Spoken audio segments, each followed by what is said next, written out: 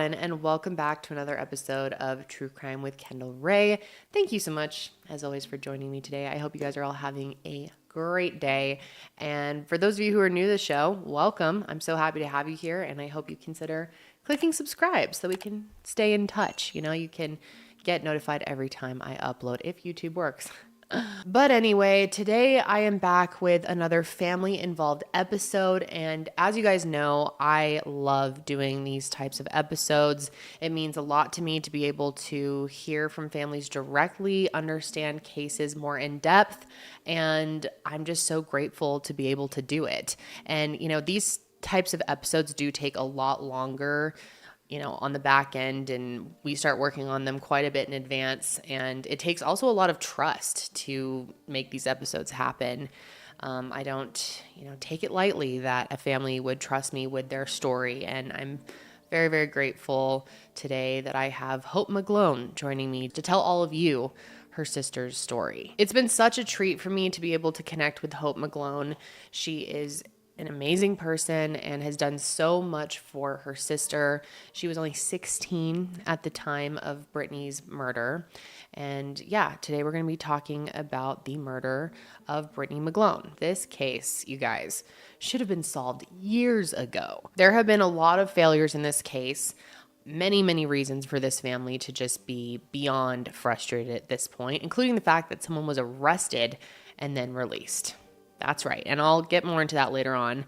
But yeah, it's just truly heartbreaking how this whole thing is played out and how Brittany's family at the end of the day has just been left with no justice. And right off the bat, I do want to ask everyone to take a moment to go and follow their Facebook page. I'll have it linked below. I know this means a lot to the families that we work with. This is something that I always really want to encourage people to do. If you're on Facebook or social media, to take the moment to go and, show them that support, just so they feel that there's more people behind them, that they're not in this fight alone, because it can get lonely, and just at times you can feel hopeless is what I continually hear from families that we work with is, it just gets draining. And having support from other people, even if it's just a follow or a positive comment, or even just commenting here if you're not on Facebook or social media or whatever, it means a lot to them. Now, I'm really eager to tell you about Brittany's case because, oh my God, it's going to piss you off like it did me.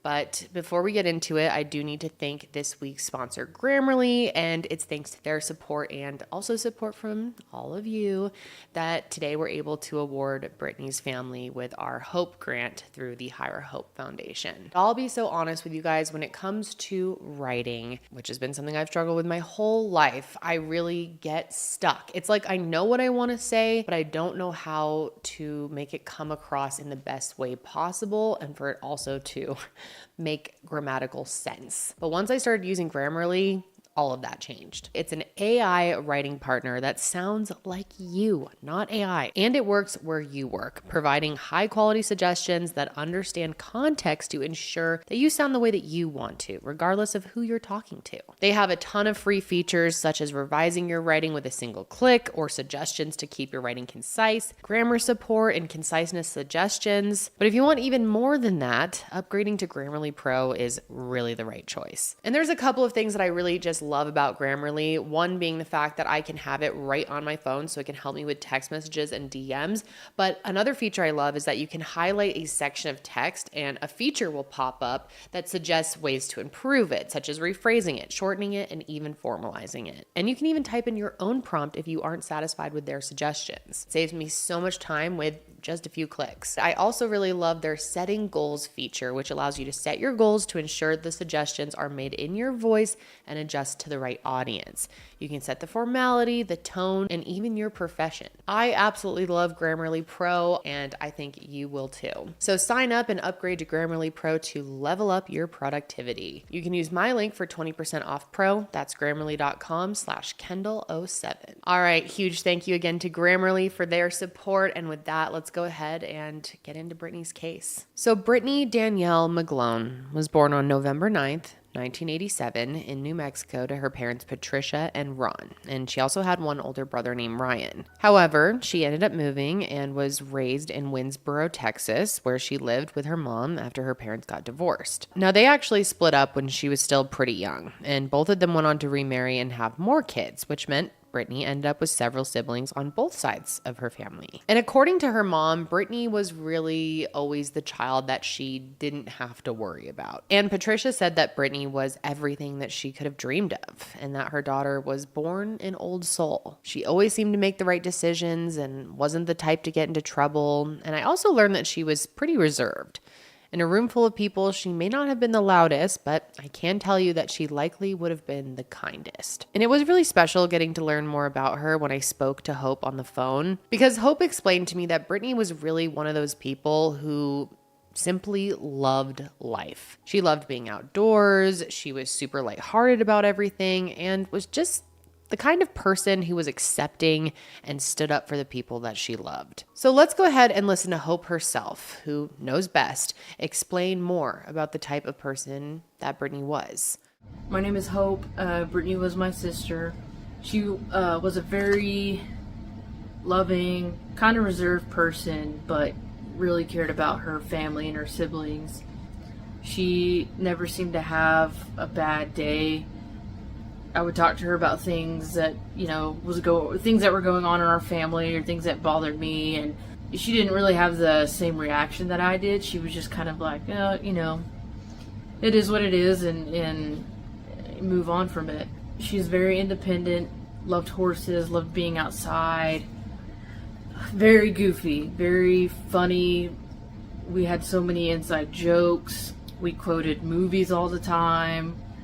Movies that we watched a billion times over and over and over again. Loved music. That was always a big thing that we shared, was music. We would listen to like Linkin Park in her room, or like the first Eminem album, different rock bands that she liked. She just liked hanging out with her siblings. I think that was an important thing for her, and something that brought her joy. Now, as for Brittany's life leading up to what happened, we need to jump to 2006. This was the year that she graduated with honors from Winsboro High School, and despite plans to attend nursing school, she decided she wanted to take a year off. So her plan was to continue living at home with her mom, get a job or two, and then in the fall of 2007, she was going to start back up with school again. And in the fall of 2006, that plan was well underway. First, Brittany was working during the day at a discount retail store called Alco. And then in February of 2007, she also started working night shifts at the Lowe's distribution center in Mount Vernon. And it was actually through her manager at Alco that Brittany ended up meeting a boy named Jeff Stogner. Now, Jeff was the manager's son, and he ended up becoming her first boyfriend in November of that year, just after she turned 19. And just being totally real here, Brittany's family was never a fan of his. And the more I talked to them about it, the more I understand why. And her mother, Patricia, straight up just did not like him right from the beginning. She said he acted dirty and like a criminal, and genuinely just couldn't see what her daughter saw in him. And on the other hand, Brittany was someone who had so much zest and passion for life, and really did have the real drive to succeed, even though she was, taking a little bit of time to start back up with school. But she really wanted to do something with her life, and Jeff didn't seem to be that way at all. And as sad as they were to, see her upset, they were quite relieved when they broke up after only 6 months of dating. However, fortunately for them, that didn't last long, because after a few short weeks of being broken up, they ended up getting back together. Now, we don't know much about this time in between them getting back together and her death, but I do know that Brittany more or less kept up with her regular routine, which was working her 2 jobs, spending time with family, and also, of course, spending time with Jeff. And it sounds like Brittany was really a very, routine-oriented person, which very relatable. I'm like that too. And so any changes to her routine were pretty noticeable. And on May 3rd of 2007, her routine did change. And that evening, she had a night shift at the Lowe's distribution center. And normally, she would have worked that shift, come home to shower and nap, and then she would go over to Jeff's house in the afternoon. However, on that day, she told her mom before she went to work that instead of coming home, that day she was just going to go right to Jeff's. And she explained that he had asked her to come right over after work, which actually wasn't something he had done before. And of course, Patricia wasn't thrilled about the idea of this, especially because she really doesn't like Jeff at all. But she knows Brittany, she's going to do what she's going to do. She's an adult. She can't tell her no. So they told each other, I love you. And Brittany got in her truck and left for her shift. And yeah, the plan was for her not to come home after. She was just going to go right to Jeff's. And sadly, it's really, really hard to think about, but this was the last moment that her and her mom or any of her family members would see or hear from her again, because the following day, Brittany was gone. So that brings us to Friday, May 4th, 2007. And to everyone's knowledge, nothing was wrong. And that was until about 2:30 p.m. when Patricia got a call from Jeff. And immediately when she starts talking to Jeff, the hairs on the back of her neck just stood up, because he wanted to know if she had heard from Brittany. And she, of course, was under the impression that Brittany was with him. According to Jeff, though, she wasn't answering her phone, which was odd because Brittany always answered her phone. So immediately, Patricia hangs up with him and tried calling Brittany herself, but her phone went straight to voicemail. Then she went ahead and called Jeff back, and his response to her was that Brittany was actually there. And he said that she's here sleeping. She's sleeping hard, was his quote, which, of course, you would think means that he was with her and that she was okay. But Patricia's motherly instincts were kicking in like crazy, and her intuition told her that Brittany wasn't okay. So at 3:45 p.m., a deputy with the Wood County Sheriff's Office responded to a 911 call alerting to the fact that a body had been found. And the call came from Jeff's mom, who, if you remember, was Brittany's manager, the manager at Alco. And she said that her son had found his girlfriend dead in his bed. And you guys, the scene, oh my God. The scene that first responders walked into was nothing short of horrific. There is a People Magazine Investigates episode on this case, which I will touch on a little bit more later. And they have like a reenactment in there. And even that, even though I know it was fake, was so disturbing to look at. There in Jeff's bed was Brittany. She was undressed, lying face up in bed and covered in blood. And there was nothing to question here. I mean, Brittany was 100% murdered, and it was obvious that it was with some kind of blunt force object. The real question, of course, though, was who did this and why? Now, unfortunately, due to several factors and failures on an investigative level and possible corruption, in my opinion, and in the opinions of many others, those questions just still have not been answered. And we'll go deeper into that later on, but at first I want to share with you what is currently known. So as soon as more investigators arrived on the scene, they were quick to make an assessment, and two things in particular really stood out. For starters, there was no sign of forced entry or any indication that anything major was stolen. Therefore, of course, it didn't seem like this was a robbery gone wrong type of case. And they also noticed that Brittany's underwear wasn't there. They found her jeans, her shirt, her socks, and her bra, but no underwear. It almost looked like she had come over straight from work and had taken her clothes off and then just gotten into bed naked. And although you'll hear me explain, Jeff said that she wasn't naked when he left. Now, I need to put a heavy emphasis on Jeff said, because a lot of the information that you're going to hear in this episode is coming from Jeff. That's just what we know about her case, what we have to work with, and I don't really take Jeff as a very reliable source, and most people who are involved with this case don't either. And I know you guys are good critical thinkers and understand that. So yeah, constantly keep that in your mind anytime I say Jeff said XYZ. But anyways, with her underwear being missing, there became a fear that this may have been a sexually motivated crime and that Brittany may have been the victim of a sexual assault. And in my opinion, it certainly seems that way. And so, of course, in order to figure that out and also determine her official cause of death, her body was taken to the medical examiner's office for an autopsy. And meanwhile, investigators are continuing to search the scene. And one thing they noticed was that someone had recently taken a shower. The bathroom still smelled strongly like soap, specifically shea butter, and there was still water in the drain. So they swabbed it, and along with everything else from the scene, they sent it all off for DNA testing. But one thing they couldn't find, though, was the murder weapon. And based on the markings that were left on Brittany, it's believed that she was killed with, like I said, some type of object, but what that is and where that is still a mystery. A theory from early on in the investigation was that it was a T-shaped object, but there's still nothing to actually confirm this, so just take that with a grain of salt, but it's something to, keep in the back of your mind. Now, of course, while all of these questions are starting to circle and they're evaluating the scene, Brittany's family is getting the worst news of their lives. Patricia said that she was greeted at the door by two officers who told her that her only daughter was gone.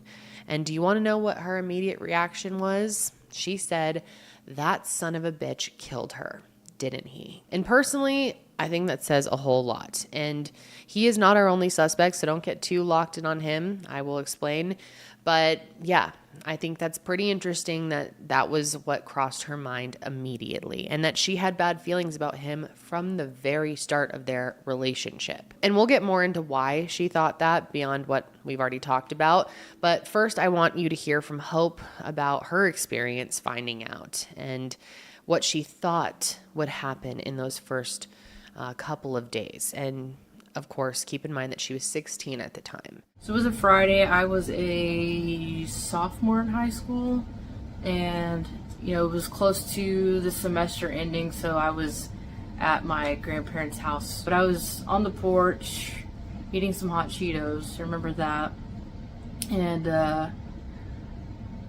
my younger brother was supposed to be going to the movies with a friend. So when I was sitting outside, my mom drove up, and it was my mom, my stepdad, my brother, and his friend. And my mom kind of just walked in front of me and then was like, "Come inside." And I looked at my brother and I was like, "Are we in trouble?" I couldn't think of anything that we did, to be in trouble, but I perceived it as us being in trouble for some reason. So we went inside and they set us down, and in the beginning, my stepdad, he just told us that there had been an accident and Brittany was dead. And I didn't know. I mean, the first thing I thought was a car accident. But when he said that, I remember just kind of freezing, and then like seeing everyone looking at me and my brother. And then I got up and I ran out the front door to the front yard of my grandma's house and kind of collapsed in the yard. And my grandma went out there and was holding me and my brother in both of her arms. I never remembered who or how I found out what had actually happened to her. My mom informed me that she was the one who told us that she had been murdered and it wasn't an accident. But I can't recall being told that. I went from not knowing that she'd been murdered to being murdered. And the rest of the evening, we spent with my family. I remember sitting on the porch and kind of talking about things and what we thought might have happened or who. And I believe Jeff's name had come up just between my family and I talking about things. And I guess I thought that the next day really the next day that someone would be arrested. I thought, it was like TV shows and everything happens so quickly on shows and movies. So I thought like any day now, or that someone was going to be arrested. And it just turned out that was never the case until many years later, but that was didn't go the way we thought. So a big reason that everyone's attention turned to Jeff had to do with a few things. Okay, for starters, he was the last known person to see her alive, and that is always a reason to look at someone, of course. But they also had their sights on him because his and Brittany's relationship had recently experienced a bit of a hiccup. Okay, so when they were broken up for that short period of time, Brittany ended up being intimate with another guy. And it was just, one of those one night kind of things, but in the eyes of many, they wondered if maybe this really upset Jeff and maybe it could have been a motive. Now, to be clear, her family still to this day believes that this is a very valid motive and it's not something that can be ruled out. And Patricia was actually the one to tell deputies about it in the first place because she felt like it was information that they probably should know. So at that point, Jeff was, of course, brought into the station for questioning. And honestly, from the viewpoint of detectives, he did appear to be very upset about what had happened. And they also said that he was very forthcoming with the information that he had. Jeff shared that he and Brittany had been dating for roughly 7 months and that the reason she was at his house that morning was because he had asked her to come. And he specifically said that he wanted her there because he and his stepdad were driving a few hours to Dallas to pick up his grandma that day. So he wanted to spend some time with her before they left. So according to his story, Brittany arrived at his place around 5 a.m. And by that point, he says that he had fallen asleep on the couch while he was waiting for her. So when she did get there, she woke him up and the two of them ended up getting in bed to cuddle. Jeff explained that they fell back asleep, but that he woke up at 7 so that he could shower before he and his stepdad left. And that was right around 9 a.m. Now, in this interview, he swears that she was still in bed alive when he told her he loved her and walked out the door. And he also swears that she went to bed wearing a t-shirt and underwear. And this is where things get interesting because Jeff's story doesn't end here. Apparently, while he and his stepdad were checking the oil on the car just shortly before they left, a guy named Chad Carr showed up. And he was the boyfriend of Jeff's little sister, Velva. Now, I really want to point out here that Velva was still in high school and Chad was in his 20s. So that alone tells you a lot about this guy, right? And according to Jeff, Chad had come over that morning to pick up a check, and then he just ended up sticking around to chat for a bit. And this is important because in Jeff's story, he says that he told Chad that Brittany was asleep inside and that he and his stepdad were headed off to Dallas. Therefore, he gave Chad the knowledge that Brittany was home alone. And then fast forward to 3:30 p.m., this is when he says they returned from Dallas, which is when he went into his room and immediately saw a big puddle of blood. And in a state of shock, he says he ran over to her and was screaming at her to wake up. And if you believe Jeff, again, this is Jeff's story, that means that the window when she was murdered was roughly between 9 a.m.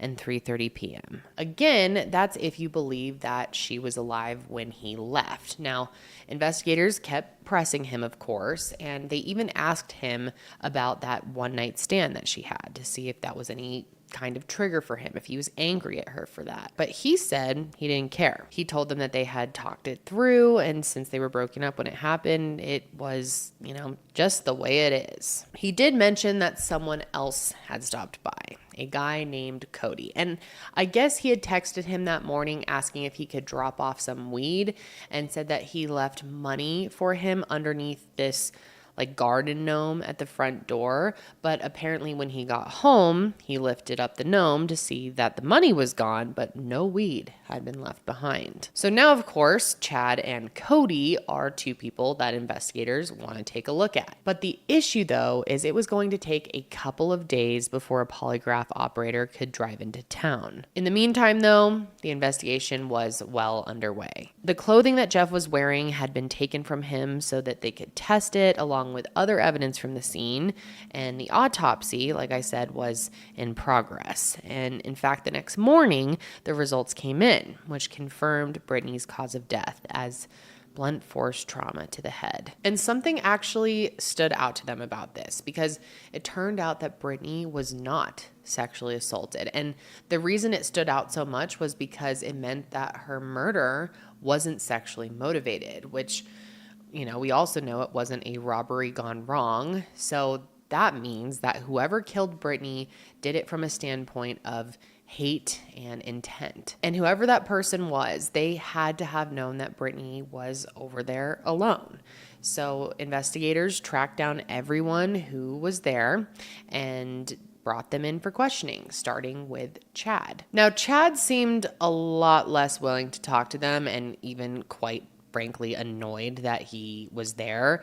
He was described as standoffish, and actually he was willing to answer some questions. And while he did admit to being there that morning, he definitely denied being involved. He even gave a minute-by-minute breakdown of his day and talked about all the errands he ran, from talking to his boss and then going to the doctor and then picking up Velva from school. He even agreed to take a polygraph, but like I mentioned, it was going to be a little bit before someone could come into town to administer one. So they sort of put Chad off to the side for the moment, and then they brought in Cody to see if he had any information. But apparently he didn't actually go over there that day. And just like the others, they had no reason to hold him, so he was let go. They also even brought in Justin, who was that guy that she had slept with just one night before her and Jeff had gotten back together, and he was let go too because he had a rock solid alibi. And so while they're waiting on this polygraph administrator, Brittany's loved ones are just left to mourn her loss with a million more questions than answers. And they're in so much pain, just desperately wanting to understand who could have done this and why. So they ended up laying Brittany to rest 4 days after she was killed. And it was a day filled with unimaginable pain, especially with the shock of it happening so suddenly, and no one could have ever have expected this. Now, they chose to bury her at Lee Cemetery right there in Winsboro, and the only part of this that brings me any peace really is knowing that she is laid in a beautiful shady spot surrounded by horses, which she loved. And I'll be honest, it was also a really pivotal day for another reason, because on top of everything that was going on, Hope says that something happened that day that made her realize that she had a secret that she had been keeping a long time, and at this point, it needed to be shared. Hope is still a child at this point, and while she's at her big sister's funeral, she said that their grandpa on their dad's side had put his arm around her and said, "Have you gone to see the body yet?" Not even something normal like, "Have you gone to see her yet?" but specifically the body, which I don't know, maybe I am over exaggerating. That is so fucking weird to me. And I know Hope feels the same. Their family feels the same. It's just the way that was said was really, really weird and distasteful and just yuck. But that's unfortunately not even the worst part, because in that moment, Hope remembered the last conversation that she had with her sister. Take a listen. So Brittany had come down for my 16th birthday. We had a birthday party that my mom put on. So my sister drove down here, and we were outside of my aunt and uncle's house, me and my cousins and Brittany, and we were sitting outside on the sidewalk in front of, I think we might have been on the car. And I don't know what initiated that conversation or why I can't remember if we were talking about something that related to that. And I don't remember her exact words at this point, but she told me that our granddad, who is my dad's adopted father, so he's not our biological grandfather, but that he had been sexually abusing her, in her words, from when she was young, and at that time she said it had recently stopped. I didn't ask any questions. I didn't ask what he was doing or anything like that. We didn't go into the details, but she asked me to not tell anyone, not say anything about it. Now, understandably, this is information that she knew she needed to share with family now at this point, so she did. And when Patricia found out, man, it was devastating beyond words. Especially on top of everything that had just happened, this news was like rubbing salt in an already impossibly painful wound. And it turns out that Hope wasn't the only person that Brittany confided in. It wasn't to the same degree, but she did tell her aunt that her grandpa had been following her around town as well as at her job at Alco. She didn't mention the abuse, but in hindsight, this information paired with what Hope knew, and it made them seriously question if he could have been involved. And what made them consider this even more was the fact that he lived across the street from the Stogner house. And so Patricia did what any good mother would do once you find something like this out, and she immediately reported this information to law enforcement. However, detectives say that he was at work from 7 a.m. to 4:30 p.m., which just puts him away from the house during the window of time when her murder occurred. That being said, even though he wasn't responsible for death, he is a total creep and he's a criminal. He's a guilty man, but he passed away in 2009 before any charges could be brought against him, which is very unfortunate. So by this point in time, a lot has happened, right? And they're only 1 week out from Brittany's murder. And finally, at this point, the polygraph administrator had arrived. And everyone was really excited about this, hoping that they would get a little bit closer to the truth, if not expose the truth completely. So starting off with Jeff, the detectives did say that he passed with no problems or signs of deception. And the same goes for Cody. He passed as well. However, Chad, on the other hand, straight up failed it, specifically when he was asked if he had anything to do with her cause of death and if he was responsible for the injuries that she sustained. And when he was told that he failed, this loser was adamant that he couldn't have done it since he had already accounted for his entire day. And of course, polygraph tests are not the end all be all. They certainly don't prove guilt or innocence, and they are not even admissible in court. I mean, anyone who is into true crime or in this industry for work knows this. Okay, so this doesn't prove anything, but hey, it's definitely something to take serious note of, right? And honestly, Chad's whole demeanor just seemed off. So they decided it was best to continue looking into him, of course, and just listen to what they found. It turns out that he had already gone to prison before for assaulting a woman in a similar fashion to how Brittany was murdered. The victim of that assault thankfully survived and pressed charges, hence how they were able to learn about it in the first place. And learning this was especially helpful because it gave detectives probable cause to get a search warrant for his house. And they did end up finding some things. And it's creepy, you guys. This included a pair of shorts and a t-shirt, both with suspected blood on them, as well as a ski mask. And then they also found not one, but 2 pairs of women's underwear. Now, one of these they learned belonged to his girlfriend, Velva, but the other, he couldn't explain where they were from. And they were size 5, which was Brittany's size. So, of course, they send all that off to be tested. And then in the meantime, detectives looked further into his alibi. And it turns out, big shocker, there was a gap in his story that didn't make sense. So initially, Chad had mentioned that he woke up at his mom's house, which is where he lives, and then after that, he drove Velva to school. And from there, he said he ran by his construction job, followed by that brief interaction at Jeff's house. And then he says he went to Alco around 9:20 a.m., which is confirmed by his surveillance footage. And from there, he drove to a doctor's appointment. Here's where things don't line up, though, okay? Chad told detectives that he actually arrived to the appointment 15 minutes early. But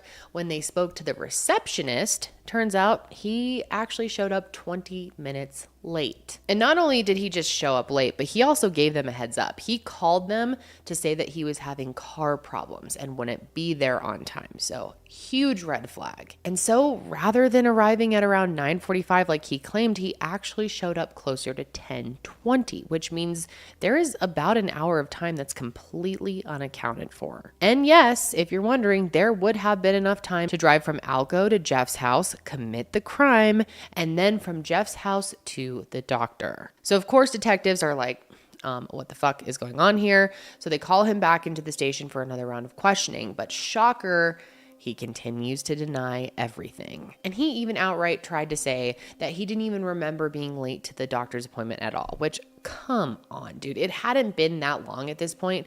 And plus, if it were me, I always get major anxiety about being late anywhere, but I think everyone can agree that you'd probably remember especially if you were that late and you had even made a call talking about how you had car problems and you were going to be late. Like that would probably stay somewhere in your brain, right? Okay, so they know for a fact that he was late to this appointment, and he's just like, I didn't know. I don't remember that.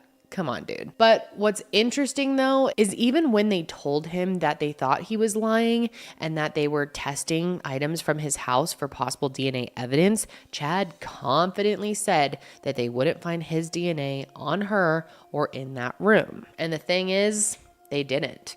When those results came back, Chad's DNA wasn't on it. And not only that, but Brittany's DNA wasn't on anything that they collected from his house, which ultimately meant they couldn't arrest him. I do want to point out, however, that they did find blood tissue in the drain of the shower, which pretty much confirmed that her killer showered. But since there was no DNA, nothing could be done. So weeks and then months started to pass, and the hope that they once had was really starting to fade at that point. And in that time, there was little for law enforcement to go off in terms of an investigation. It became a lot more difficult. That being said, 8 months after Brittany was killed, some new information came to light from Jeff's little sister, Velva. Also, remember, she is also Chad's girlfriend. And also, remember, she wasn't 18 yet. So she went with her mom, and both of them seemed really upset. And apparently Velva and Chad had broken up, thankfully,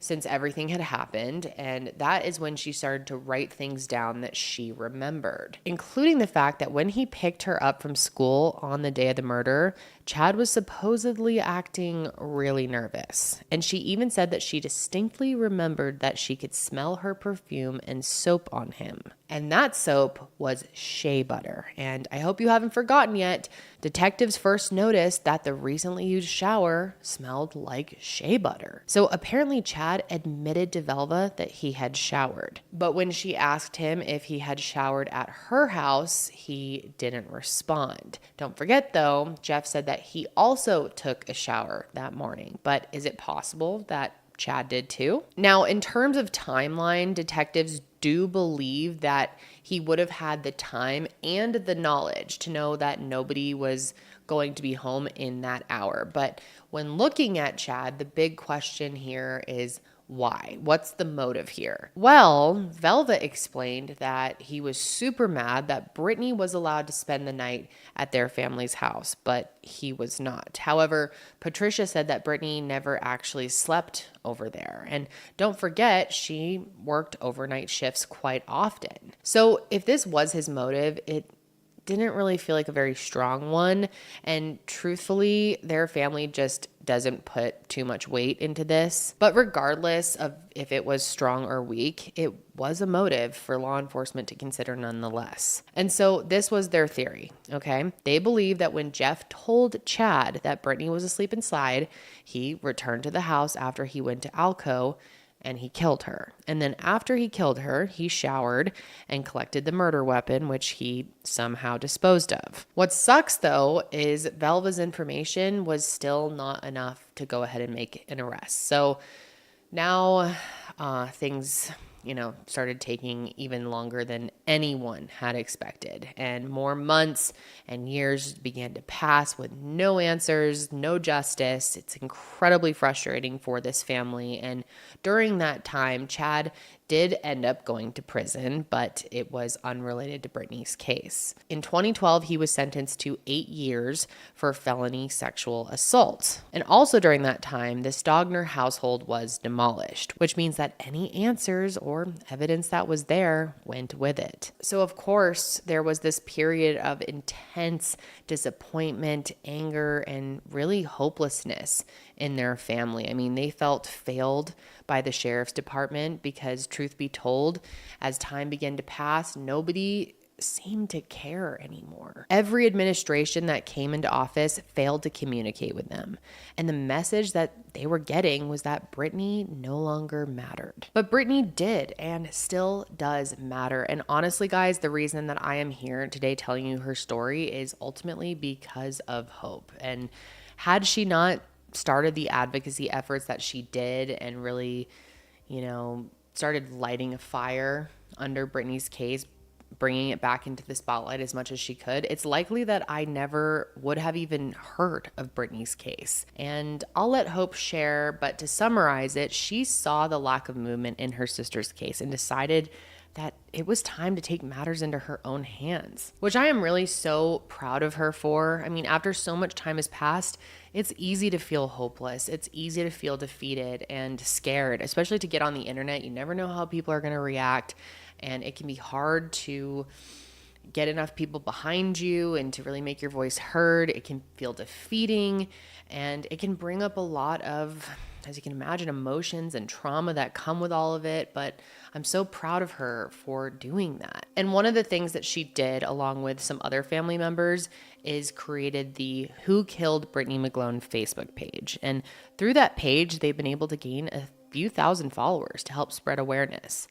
I started the Facebook page after seeing another unsolved homicide that was near where I live, and it had a pretty big following, and their case had a lot of similarities to ours when it came to law enforcement and the treatment that we received from law enforcement and the terrible job they did in the beginning. So that page inspired me to create my own, because at that time I just felt like things weren't progressing. I couldn't get her case to be covered even by local media or podcasts or anything.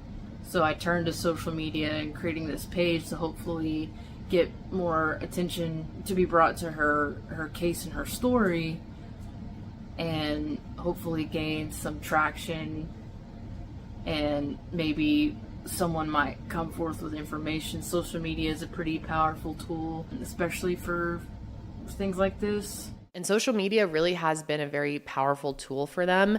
Again, I really want to encourage you to go give them a follow. I know it will mean the world to them. And I also wanted to mention that in October of 2021, a reporter with People magazine stumbled across the case through the Facebook page, actually, and was shocked to find out that nobody was talking about this case. And so she began reporting on it. And Brittany's case received some long overdue attention, including on an episode of People magazine Investigates. And in my opinion, they did a really good job covering the case, but when it comes to a big organization like that and dealing with TV and streaming services, there's only so much finger pointing that they can do, if you know what I mean. So when speaking with Hope, we really wanted to make sure that the truth was exposed as much as we could in a safe way. And that truth is that Brittany has been continuously failed by the people in law enforcement who were supposed to be helping her. When I spoke to Hope, I learned that their efforts to get justice have been nothing but peaceful. I mean, I really can't express this enough, but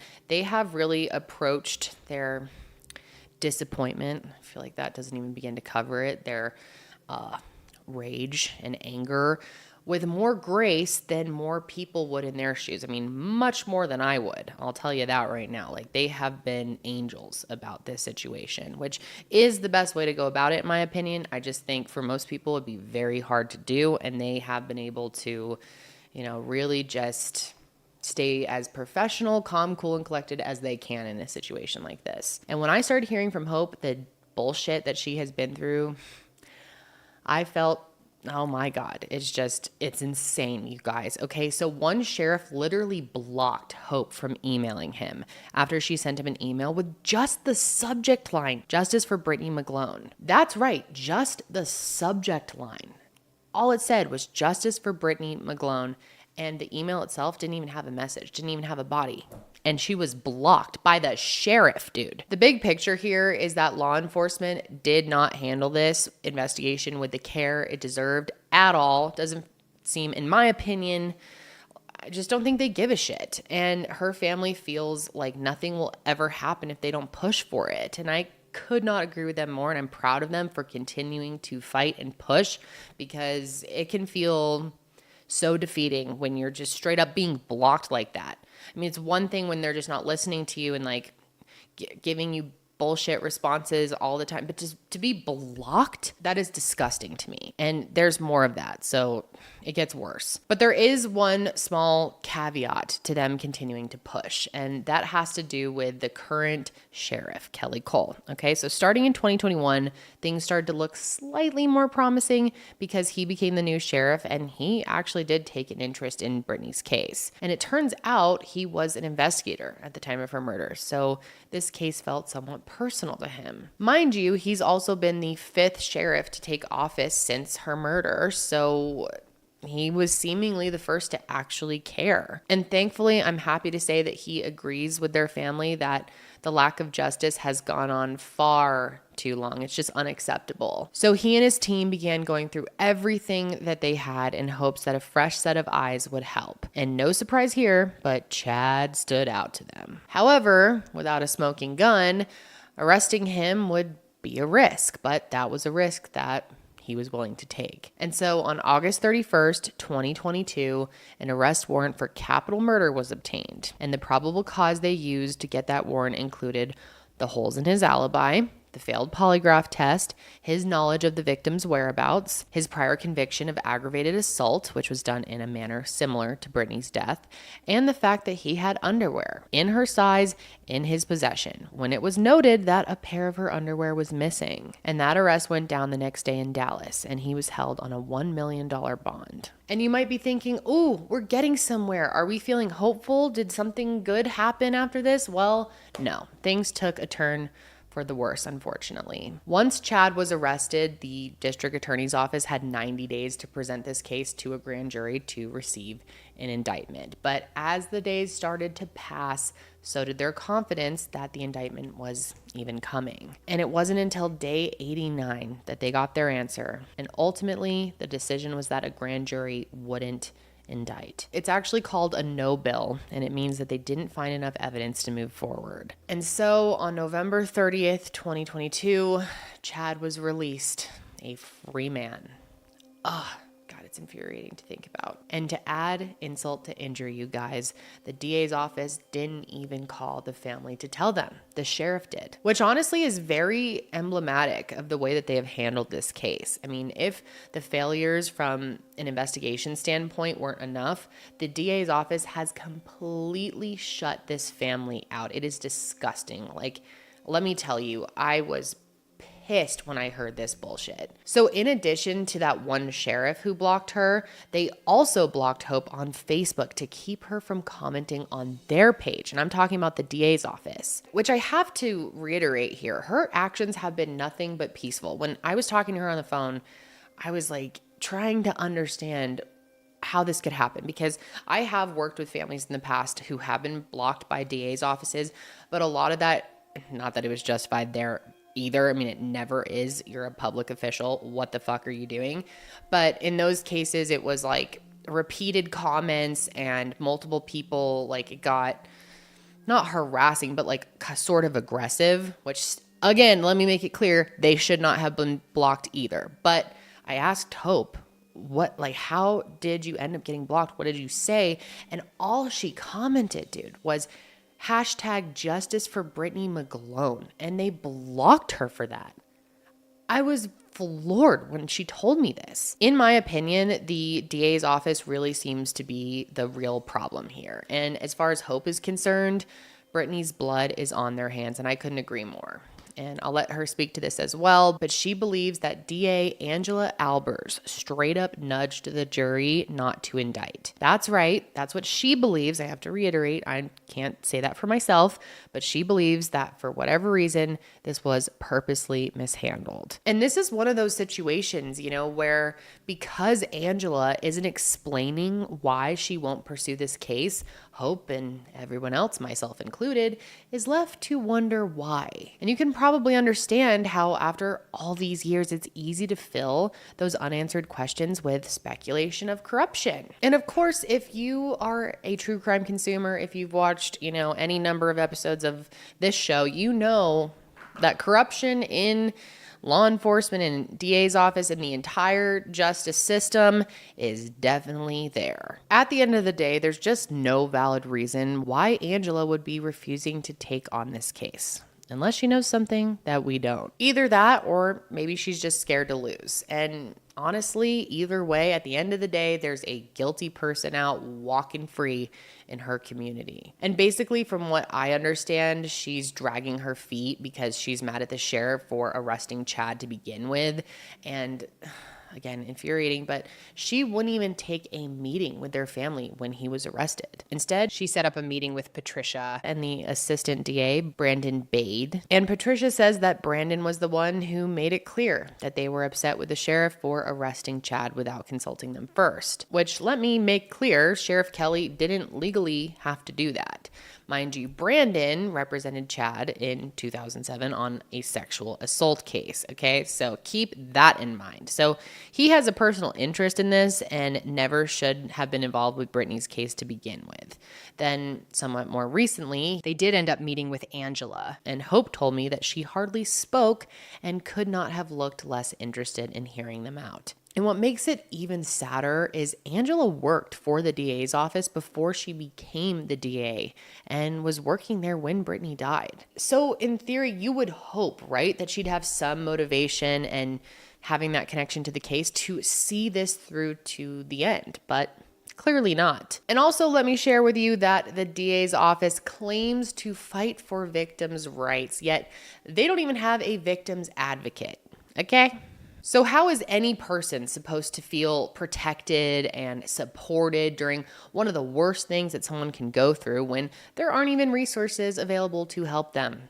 Okay, riddle me that. Makes no sense. And I think it's pretty obvious at this point, but angry doesn't even begin to describe the way they feel about how all of this has played out over the years. So we were communicating with Sheriff Cole. This was in 2022. Chad had pretty recently been released from prison after serving an 8-year sentence on an unrelated sexual assault charge. So we had a little bit of a gathering, a memorial on the 15th anniversary of her murder in front of the sheriff's office. And when we met with him, he kind of voiced to us that something needed to be done. So we were kind of given a little bit of a heads up of what was happening. But I remember getting a text. My dad received a text from Sheriff Cole saying Chad Carr has been arrested for capital murder. And I was shocked. I thought that, I lived every day thinking like the next day would be the day. So for it to finally happen was, I don't think I could even put into words other than being shocked. So of course we posted that and word got around on social media, and I had such an influx of message or comments and all kinds of things on the Facebook page. And then he was in custody for in Wood County, and we had been waiting for his case to go to a grand jury to see if it would be indicted. And here in Texas, the district attorney's office has 90 days to proceed with an indictment if someone's in custody, or they either have to be released or have a bond reduction hearing. So we had been waiting, and grand juries had been scheduled, but every time one came up, it would be canceled. So we kept asking Kelly, what's happening? Like, why does this keep getting pushed off? He didn't know. No one at the district attorney's office communicated with us. So it was actually the 89th day that Chad had been in custody, and the DA finally sent his case to the grand jury, and it was about noon or so, or a little early afternoon, and I was at work and was texting with Brittany's mom and my dad, and Brittany's mom sent me a text that said they no-billed him, which means they did not return an indictment. My first reaction, I remember being at work, and I was like, you've got to be fucking kidding me. I didn't expect it. I think a little part of me kind of thought something would go wrong, but the majority didn't think that that would happen. I was honestly more shocked about that than him being arrested, and just obviously I was very angry. I didn't understand. I didn't think that this situation could get worse, and it just kept seeming like it was getting worse. And from some of the stuff we've heard from the community and other things that we had discovered in some documents, it was my belief, for whatever reason, the district attorney's office intentionally caused this no bill for Chad to not be indicted. We came across some things that were one of the he is still a current assistant district attorney at Wood County who had previously represented Chad Carr as his defense attorney. So we weren't too sure how that played into things or if that, affected anything. But after the no bill, we tried to get in contact with the district attorney's office. But even before we tried to contact them, we waited to see if anyone would contact us. No one contacted us. Only the sheriff had been communicating with us, so we kept trying to contact them to figure out what happened, just to hear from them.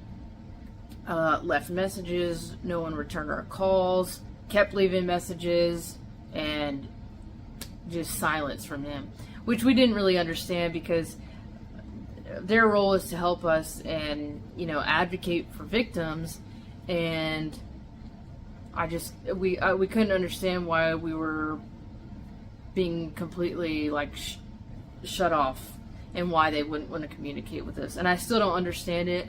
I still don't understand their reasoning behind anything that they're doing with this case, whether they don't want to take this case to a trial because it's too much for them, it's too big of a case, but they're also not willing to hand it off or let anyone else come in and help either. There's some rift between the sheriff's office and the DA's office, and we know that the sheriff is willing to work and communicate with them, and they don't seem to be willing to do that either. So I don't understand what their issue is specifically with Brittany's case. Now, of course, when it comes to who is actually guilty, who actually murdered Brittany, it's a loaded question, right? For a long time, the belief was that Chad was involved, and of course that hasn't changed. And I'm sure by this point in the episode, a lot of you are leaning in that direction, which totally makes sense. But I did want to share that more recently, the sheriff has started to discuss the possibility that 2 people are responsible. And I think it goes without saying that Jeff is a pretty reasonable person to doubt, right? Like I said earlier, the only real proof we have that she was even alive when he left came from Jeff himself. His stepdad did claim to see her alive in bed that morning, but he passed away, so we can't even definitively say whether he's someone whose information we can trust. Plus, Jeff was the person who said that he forgave Brittany for that one-night stand. And how do we actually know that he forgave her and isn't just saying that? Also, let it be known that Jeff hasn't joined in on the efforts to get her justice at all. And you would think he would care about that, right? Well, it's been almost 20 years since her murder, and not once has this loser participated in any kind of effort to help get them answers. He can't even take a moment to post about it online, and he's made a few weird comments on social media, but nothing that would indicate that he's interested in getting her justice. And you guys know that when it comes to speculation in cases, it's really something I try to stay away from. But when I get to work with families directly and I hear their stories firsthand, I do think it's important to voice some of these things, especially now that the sheriff has started to wonder if more than one person was responsible. Because in my mind, it could totally make sense. And I think one thing's for sure, and I'm sure most of you agree with me, if not all of you, I think it's naive to believe that some random person did this, that they just happened to stumble into Jeff's bedroom and just happened to find Brittany there and she just happened to be alone and that they showered. I mean, coincidences like that are just too rare. I am usually pretty torn on who I think did it. I'll go back and forth, between Chad, possibly Jeff, possibly someone that we don't even know, or some other names. I don't have anything solid that has convinced me that it's one person or another, which is very confusing because some days I'll feel very strongly about one person and then I'll think about things and that might change. So I still am trying to keep an open mind on who it could possibly be. I don't think, aside from a couple people, there hasn't been many people who have been completely cleared, which I know is something that has come up specifically with Jeff. He has not been completely cleared of anything. It feels like, I mean, it's been torture for me. That's really the only way I can explain it. I was 16 when it happened, and I'm now almost 35, so I've, lived over half my life with this. Less time that I had with her, and more time without her, and with how the case has progressed up to this point, there's been so many, hills and valleys. It's been, we had the arrest, and then it failed, and then, so it's, when I talk about it, especially with my family, it's gotten worse over the years, and it's a situation that you don't really think could get worse. And I try to be here and stay here because I can't live without hopefully seeing some kind of accountability, whether that's for whoever killed her, or even from law enforcement or the DA's office, and some kind of acknowledgement that we have been failed significantly, and mostly by the people that you think are supposed to help you in these situations. It's completely changed how I view the world and people and how I perceive things. I'm aware of it and how it's different from people around me that I interact with that have not experienced something like this. Brittany and I were very, very close, and she was who I would consider my best friend, and I know she felt the same. And to have, that one person that in my life that I've had that, I could truly count on, losing that has made me feel, has made my life and my world very empty. And now comes the most incredibly important part of the episode, which is where you guys come in, and you guys always come in so strong for these families. I cannot thank you enough. I'm so proud of this platform and my audience that you take the extra time to be an active true crime consumer, and I have some ways today that you can help. It's just astonishing to me to hear how the DA has failed this family and how Brittany still doesn't have justice. And at the end of the day, Hope and Patricia want to make sure that people don't forget who Brittany was. Hope has now lived more years without her sister than with her, and that is a pain that she carries with her every single day. I mean, their whole family does. Remembering and honoring Brittany has always been incredibly important to them, hence the several rallies for justice that they've held in her honor over the years. And they did the first one on the 15th anniversary of her murder, and they held that one outside the sheriff's office, and then the next two they decided to hold outside of the courthouse. And it probably won't surprise you at this point to hear that they were met with a ton of questioning and opposition for doing so. There was even this bullshit policy that got made about gatherings outside the courthouse with all these rules they had to follow right before they were going to do it. It was super arbitrary stuff like don't litter and don't block cars, obvious crap, which doesn't prevent them from gathering, but it's also what's the point of that? As Hope said, it seems like they just wanted to make a policy for the sake of having a policy, and it seems like they just wanted to find any reason to make it clear that they were being watched. So at the end of the day, it's not an option for Brittany to be forgotten. And right now, DA Angela Albers has made them feel like she just wants to move on from all of this. But guys, we cannot let her do that. So we have worked with Hope to come up with a couple of ways that you guys can get involved and help. And they're things that are easy to do. Okay. So I'd really appreciate if you would take the extra time. And I know so many of you will, but for starters, we decided to create an email campaign, which I'm sure a lot of you are familiar with by now. We've done many of these on this show over the years. So again, easy to do. I'll already have it typed up for you in the show notes of the episode. But at this point, we really just want to drive home that Brittany will not be forgotten, that we are watching to make sure that something is done about this and that we're not going away. And of course, if you want to change the email or write your own, that's fine. We just really ask that you do not get aggressive with it.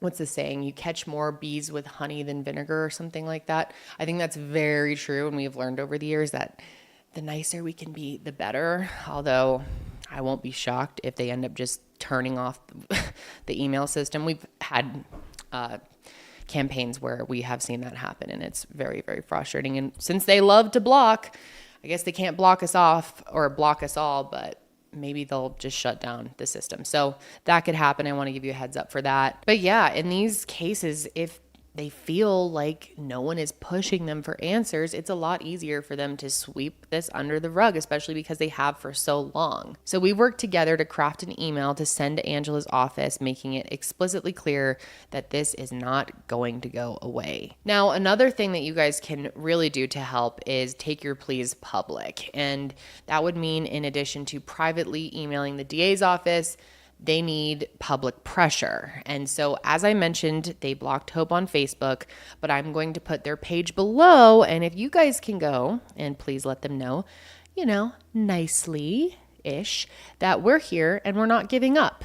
And that'll also be a huge help to their family. And it can be as simple as typing out #justice for Brittany McGlone if you want to keep it pretty simple, but obviously that packs a punch to them since Hope was blocked for saying that. So some of you may get blocked for saying that alone, but whatever. But I'll also have something typed up in the show notes that you can easily copy and paste. So it's as simple as possible for you to do. You can also craft your own. Again, please be nice-ish. Okay. Let's keep it professional. What's the word I'm looking for?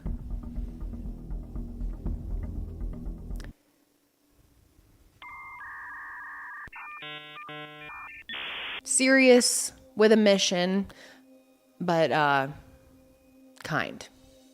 Maybe not kind, but not unkind.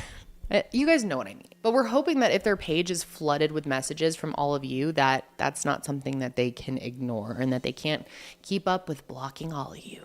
Also, Hope says that they're working to make sure that Angela doesn't get reelected in 2026. So this is definitely more of a niche ask, but I did want to say if you happen to live in Wood County, please consider doing your research before voting and vote with an informed decision. And that's all I'm going to say about that. I also wanted to mention something really inspiring that Hope did, which was to create a scholarship in Brittany's honor. Now, this scholarship is designed to help kids who have experienced crime and also who, like Brittany, have taken an interest in some form of art or music. Music was really important to her, and it's something that the two sisters shared deeply, so she's really hoping to keep this scholarship going to give back. I think the biggest way that people can help is to follow the Facebook page. I usually post updates if there ever is any, and share, for people to share that, get the word out about our case and what's going on with the DA's office.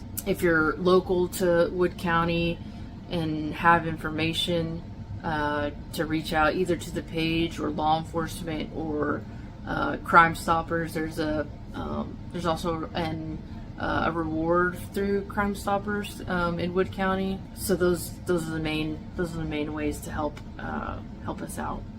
So if you've been watching or listening to this show for a while, you know how often we cover cases like this where it feels like justice is just within reach, right around the corner, but it hasn't been achieved for one reason or another, normally because of some bullshit. And this case is exactly that. And I think we can all agree that it's known who is likely responsible for Brittany's murder, but of course, knowing isn't enough. And her family shouldn't have to wait another 20 years before they have a conviction. The person or people responsible are getting to live their life or lives freely. And that's not an opportunity that Brittany was afforded. Now, Sheriff Cole has vowed to continue working on this case, and I'm really grateful for that. But whatever this disconnect is between Sheriff's office and the DA's office just needs to come to an end. It's ridiculous, it's unprofessional, and it's not fair for anyone involved. Now, as I mentioned at the beginning of this episode, I am really grateful to say that we have been able to afford their family a Hope grant, which I also love that Hope is named Hope and that they're going to get the Hope grant. That was just kind of cool. Now, we're still discussing our options about where we want to put that money. There are a few ideas in progress. We don't want to rush. We want to make the best decision possible. And I'll be sure to update you guys in the show notes or in a pinned comment once we get that all figured out. Or you can follow the Higher Hope Foundation on Instagram or go to our website, which is higherhope.org. And our Instagram is higherhope.org, where we post everything that we do if you're interested in learning more about what my foundation does. I also just wanted to say, if you are at all interested in getting involved with Higher Hope and what we're doing and believe in our mission, we would love to get some more financial support. I know not everyone is in the position to do that, but every dollar helps. And there's information on how to donate on our website, which will be linked below, and would really mean the world to me. We have some big goals for the rest of this year, and I would love to have as much support as possible to help us get there. Now, currently, Crime Stoppers is offering a $5,000 reward for information leading to the arrest of Brittany's killer. So if you have any information regarding the murder of Brittany McGlone, please contact the Wood County Sheriff's Office at 903-760-1008. But that is going to be it for me today, you guys. Thank you so much for joining me and for listening to Hope and hearing Brittany's story.